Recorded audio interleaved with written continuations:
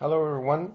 Thank you for attending this recording of my presentation. First of all, I would like to thank the organizers of AVS 2020 for this kind invitation. My pleasure today to talk to you about my latest research, which is in machine learning methods and how they play along with urban networks. So this work has been conducted with my PhD student, Hao Zhu. All right, so the outline of the talk is very simple. So three parts. First, we're going to start with the background on the MFD and traffic flow theory prerequisites, let's say. Then we're going to build a simulation model and experiments to make all our points today, and then examine what these implicate for machine learning.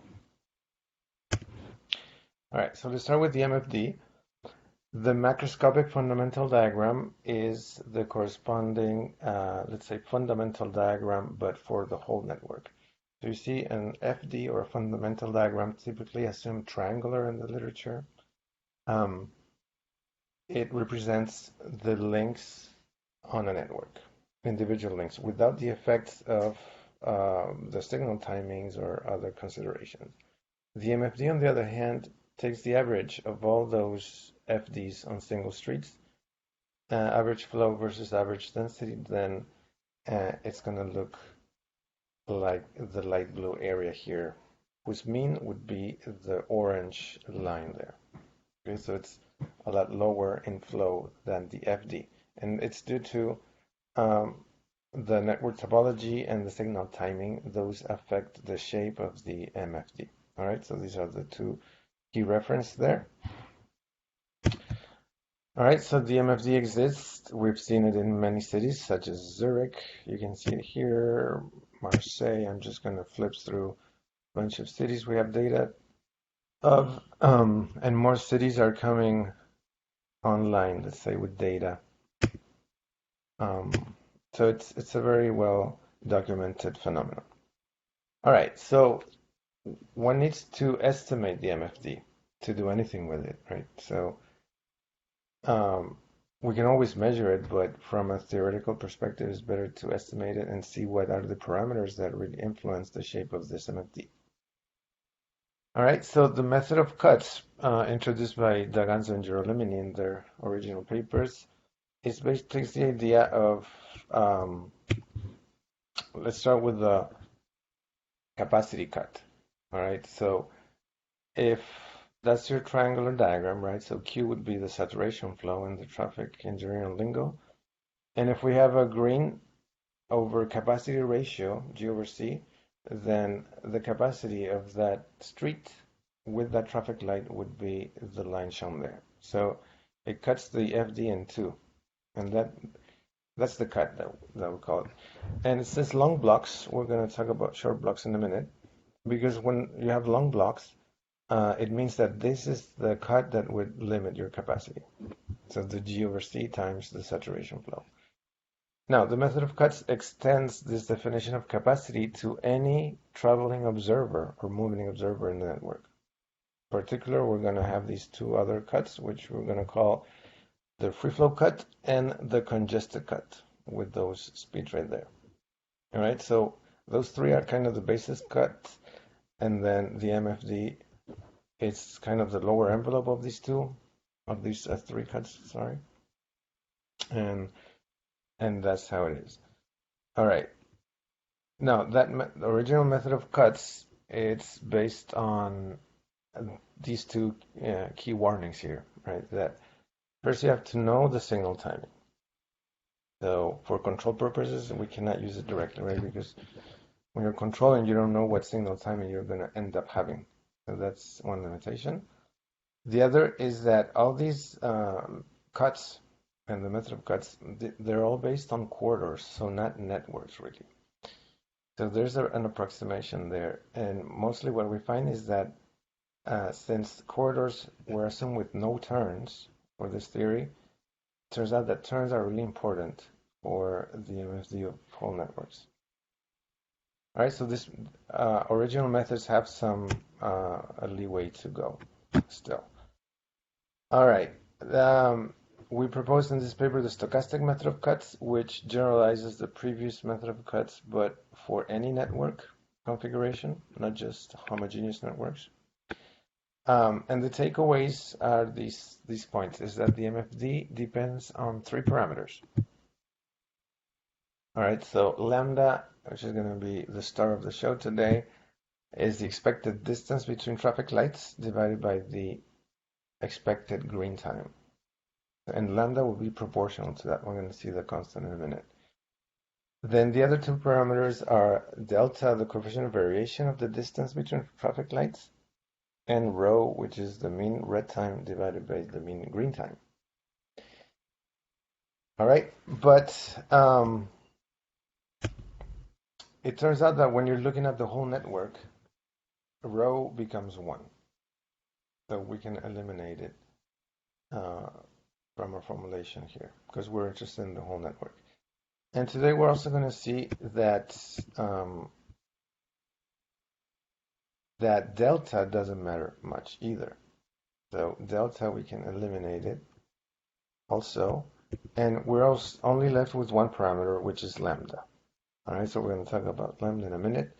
The other takeaway we got from this work is that the MFD should be symmetric.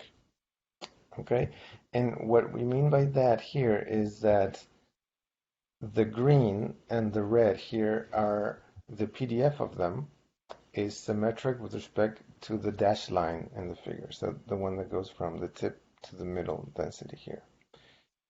So they have exactly the same formulas when you looked at them through this symmetry mirror, let's say. Okay.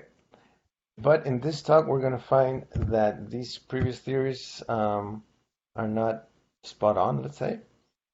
So we find that, yeah, lambda is one of the main parameters, but also the turning proportion P is absolutely critical, as we will see. All right, and it turns out that P explains the asymmetry that we will find in our results, right?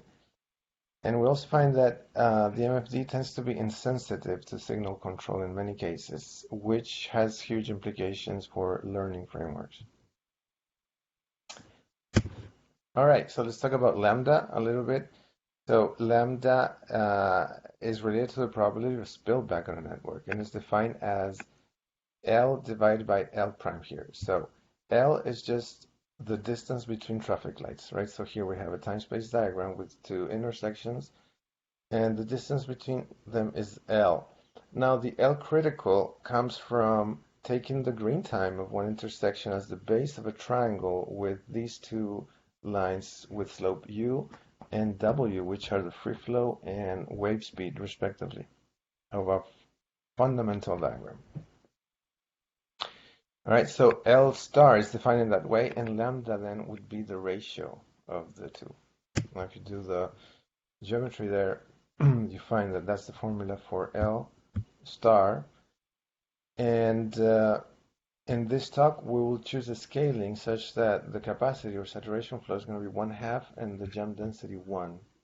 And that's going to make that factor of proportionality being equal to 2.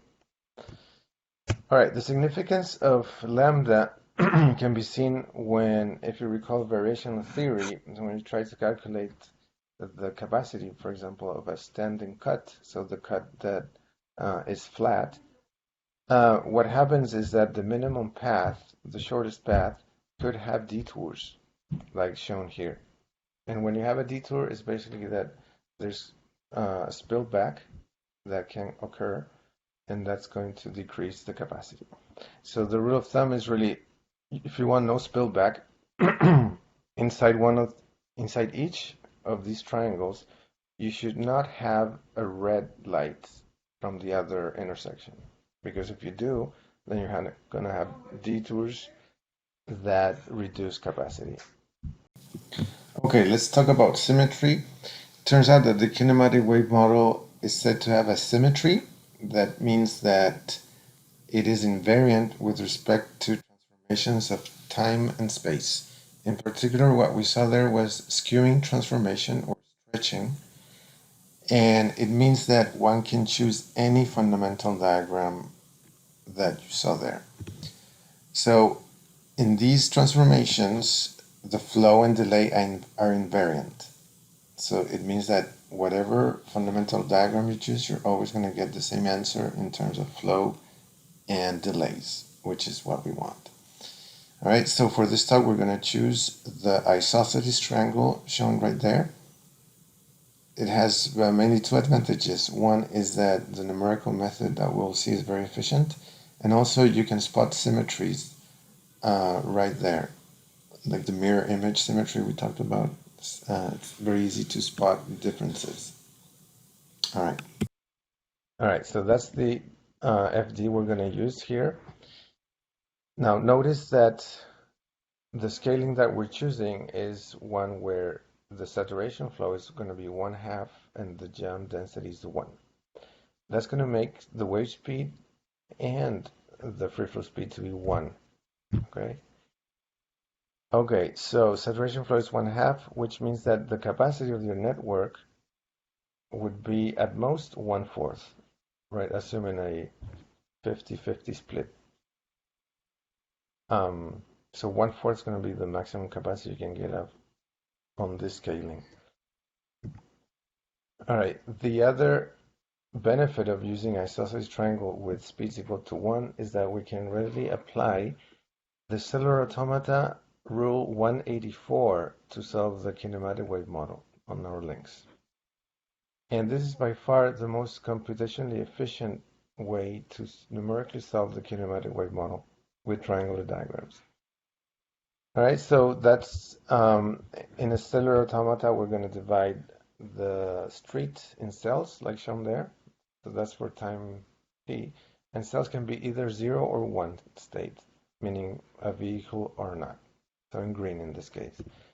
And at t equals t plus 1, as you can see, this rule, what it does is if you have a space in front of you, you're going to use it. So you're going to advance. If there's a car in front of you, then you got to stay put. All right, that's very simple. That's why it's so efficient. So that's the model we're going to use today for our links. And this is a typical output of our simulation. And what we're going to show in this output is these lines. And these are the cuts in free flow and congestion, the W naught and U naught in this picture right here. All right, so because then it's easy to spot this asymmetries. Like here we see that the symmetry is not compliant. All right, so this is part 2 of the talk. We start the simulation experiments. So that's our network. It's going to be on a torus. So a torus is simply mean take this grid network you see there, and we join the ends of each street. So effectively, each street is going to be a ring road. All right, so the way to do that in your head, I guess, is imagine a donut. So you have the east-west and the north-south axes there. All right, so the idea to do it on a torus is so that we have an infinitely large network.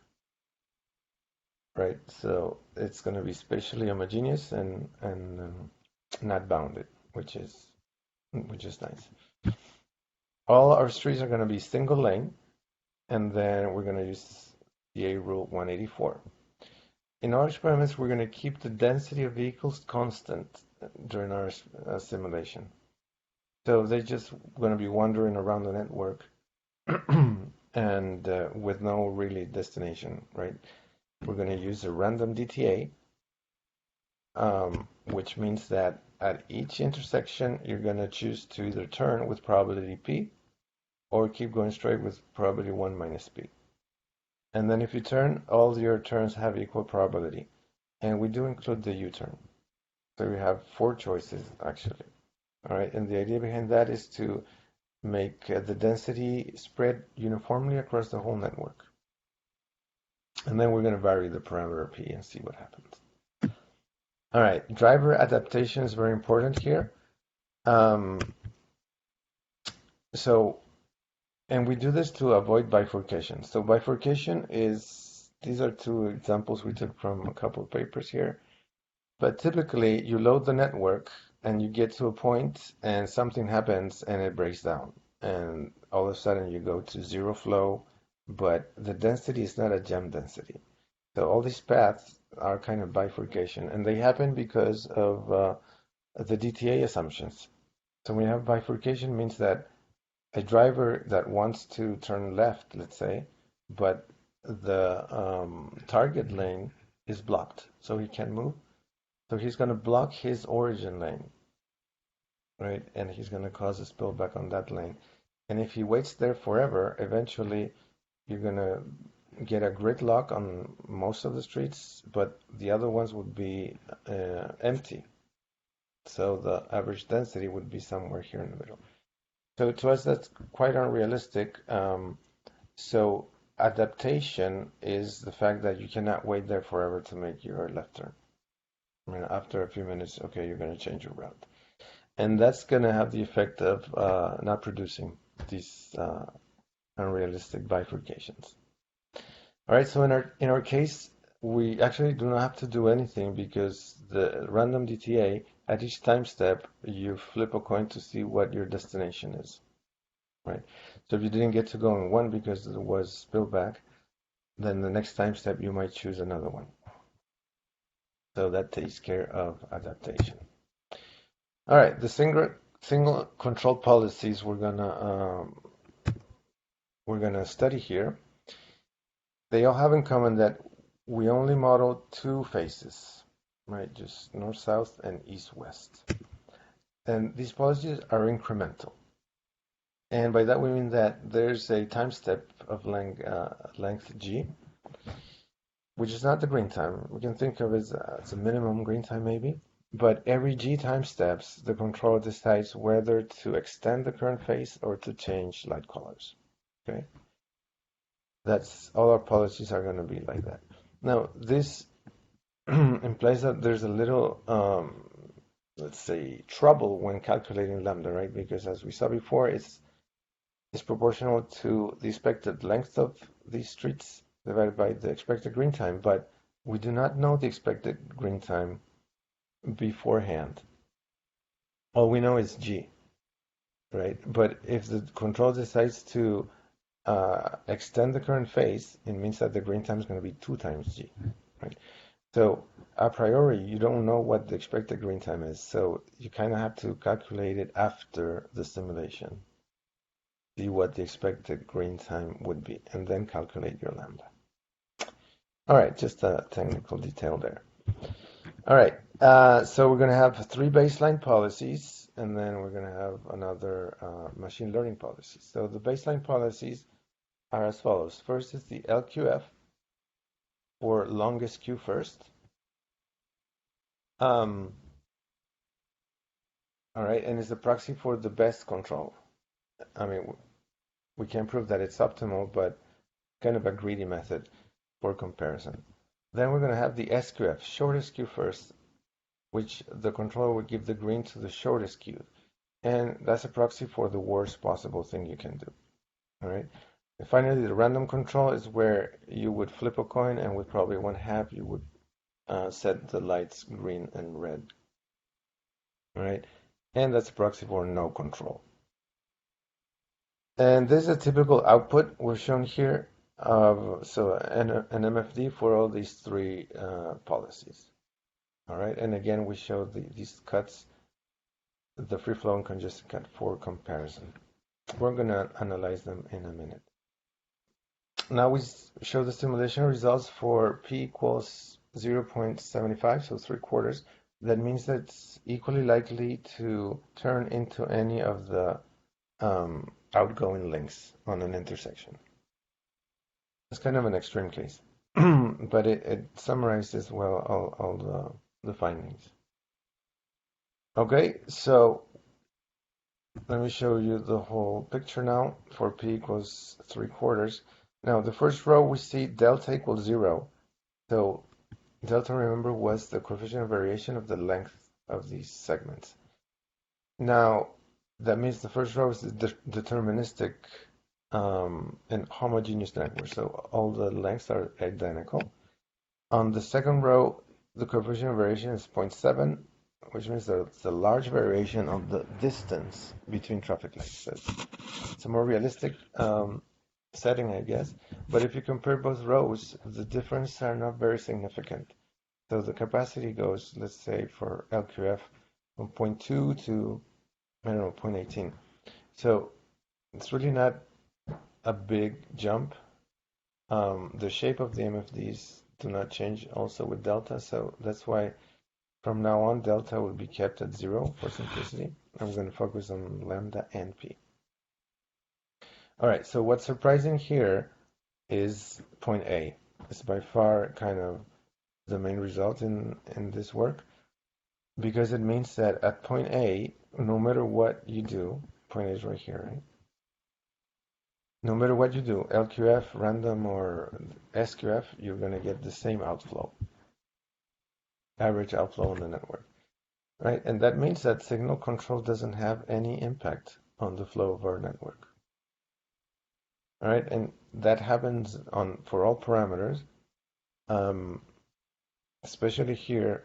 I mean, you can see it clearly here and here and everywhere. All right, the other things you can see is the loss of symmetry, right? For example, here with lambda equals 0.5, there's a clear skewing to the right, which goes against what we believed before, that these were symmetric. All right, so now let me show you results for this point A, simulation results. Let me play it again. So you see here we have SQF going on right now. Now it changed to LQF and now to random. So here it shows you and one more time maybe, SQF, LQF, and random. So although you see that they do vastly different things as far as signal, the outflow is almost the same, right? And that's what's difficult for machine learning methods to get, right, as we will see. All right, this shows results for different parameters P and delta. So first row is P equals 0, second row P equals 20%, third row P equals 5%. And then first column is lambda equals 2, lambda equals 1 for the second column, and lambda equals 0.5 here. All right, so I'm only showing random policy and LQF. We're going to put SQF in a minute. And basically we get the same insights. Sorry about that. That point A is here, it's everywhere, right? So there's a region where all these two overlap. So LQF and random overlap. In some cases they overlap the whole way, such as here or here. And also the loss of symmetry. All right, so here's SQF. I left it for the last because you see right here we have a strange behavior we haven't seen before. And we call that detaching in this presentation. All right, so let me show you what it looks like on the simulation, this detaching. So this is SQF, and you start seeing the detaching now. You see the resulting flow goes way up above the LQF MFD. Right, the green dashed line is LQF.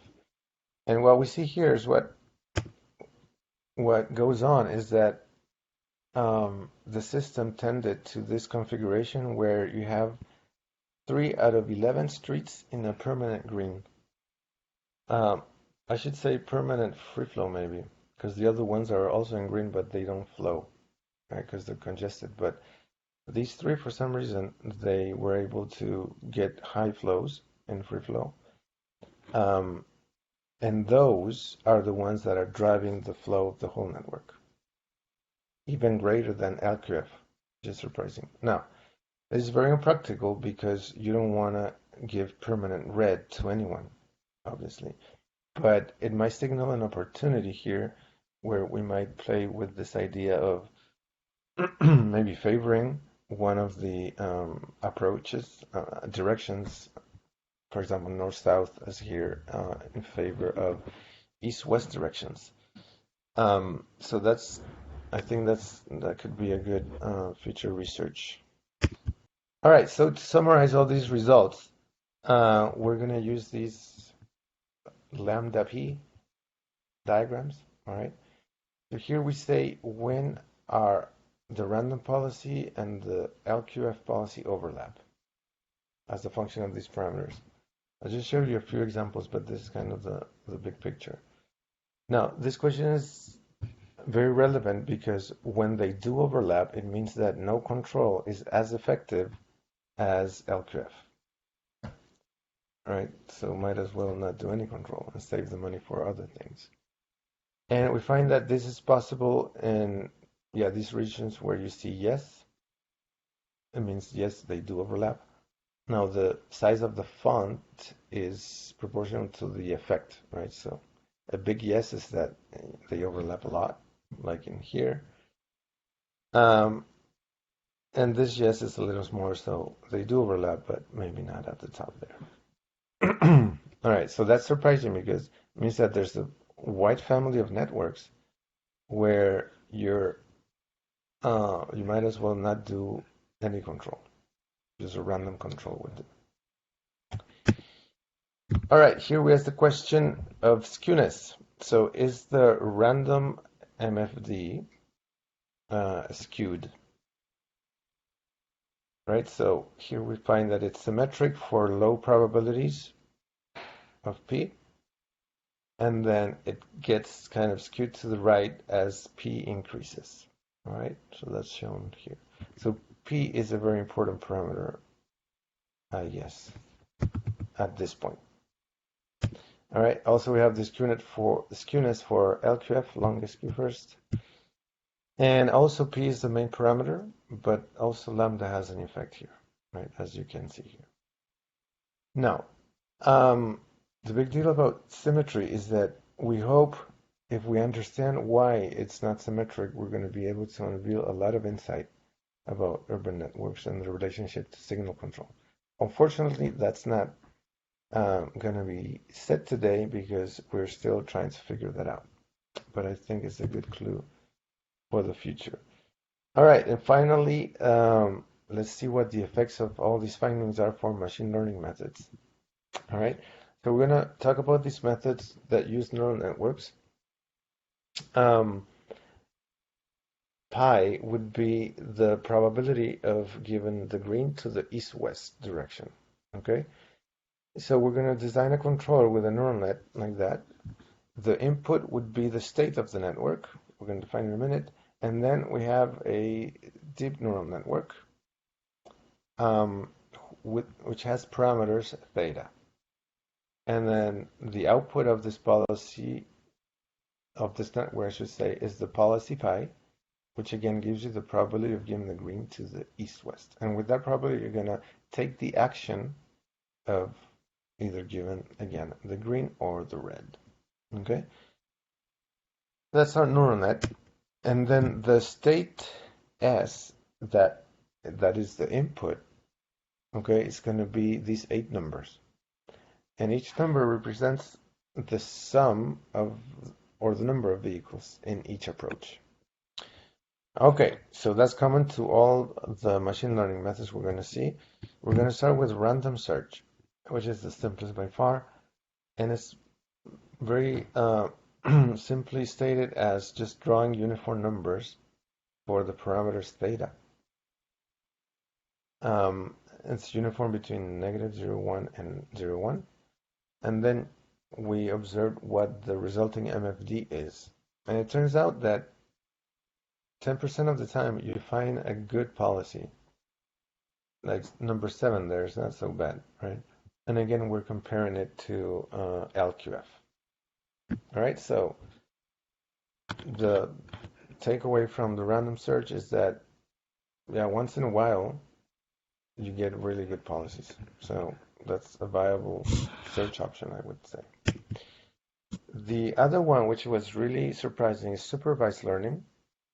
So in supervised learning, you show the computer examples, and then it learns to calibrate the parameters theta to that better match these examples. All right, so what's surprising here is that with only 2 examples shown there, we get very good policies. As good as LQF, and in some cases a little better, as you might see here.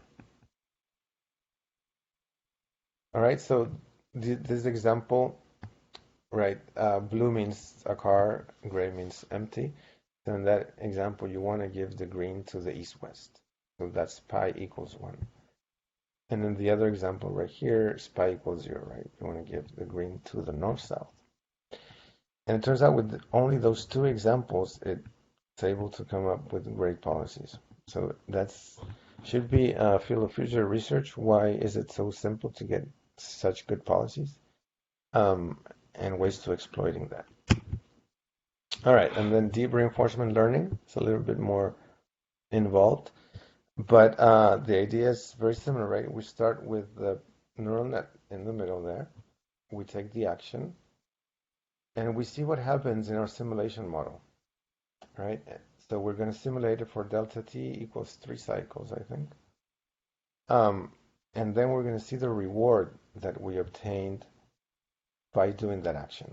And the reward is going to be the flow, the outflow from the intersection. So we want to maximize that, right?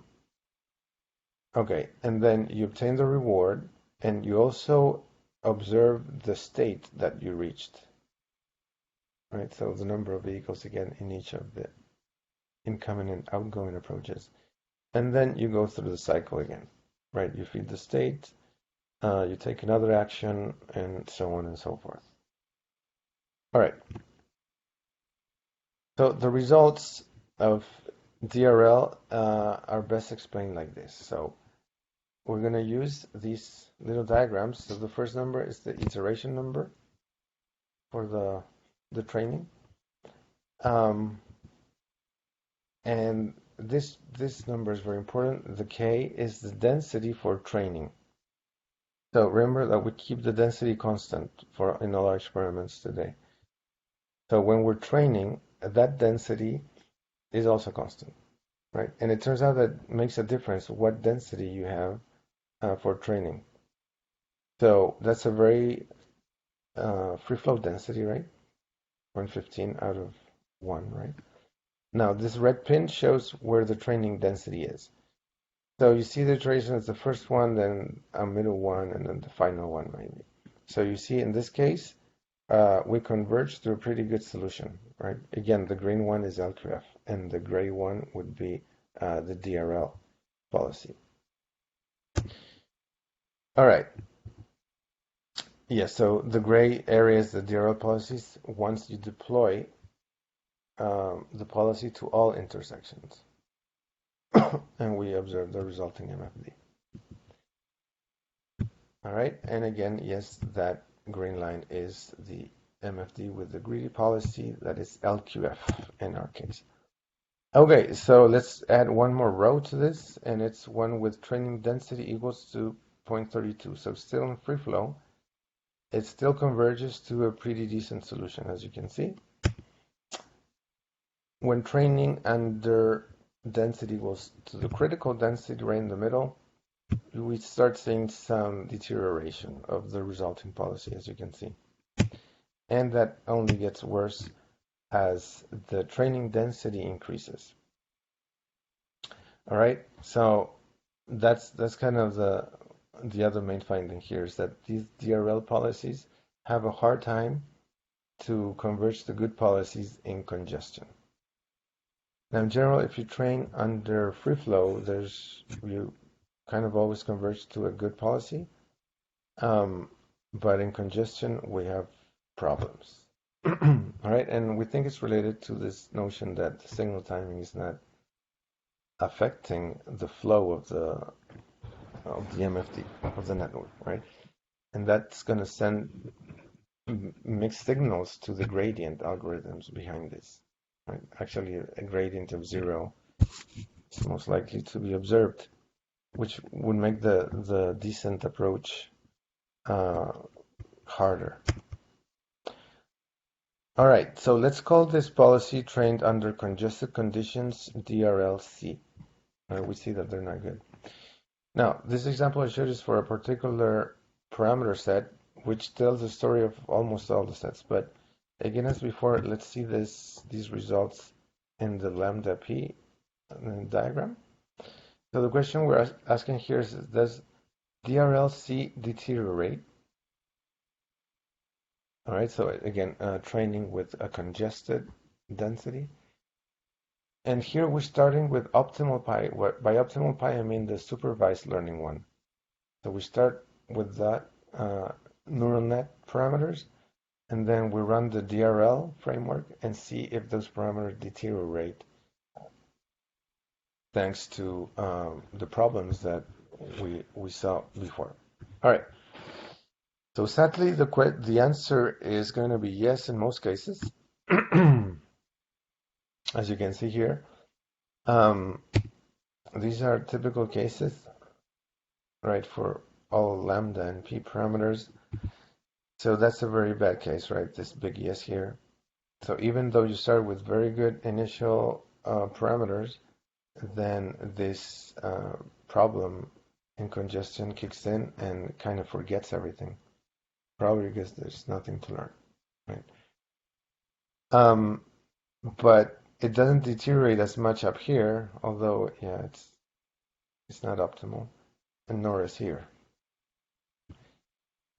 So it still deteriorates. So the only place it doesn't deteriorate is for very low values of p.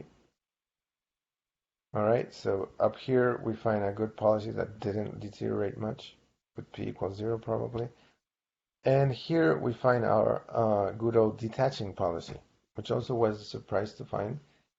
So DRL was able to find this detaching that we unveiled for SQF. And it turns out they're very similar. Okay, so here the P is really small, so probably 5% turning rate. With high turning rates, you don't get detaching from DRL methods, but for low probabilities you do, which was kind of surprising. Here we ask the question if the resulting DRL policies is at least as good as LQF. And here we start with random initial policy, so with random parameters, data, I should say. All right, so we see that in general, we find good policies, but not much better than LQF, except for, again, the detaching. Right, you can argue that this is a lot, sorry about that, this is a lot better than LQF, especially in the congestion, right? But again, the caveat that it's not practical to give the green to the same streets. All right, and so in the no region, that means that we're never able to find a policy as good as LQF, right? It's always below LQF. All right, and with that, I thank you for your attention and leave you with these challenges ahead. Now, for the presentation on the conference, I will have the paper available for download and archive probably, and we'll see you there. Thank you.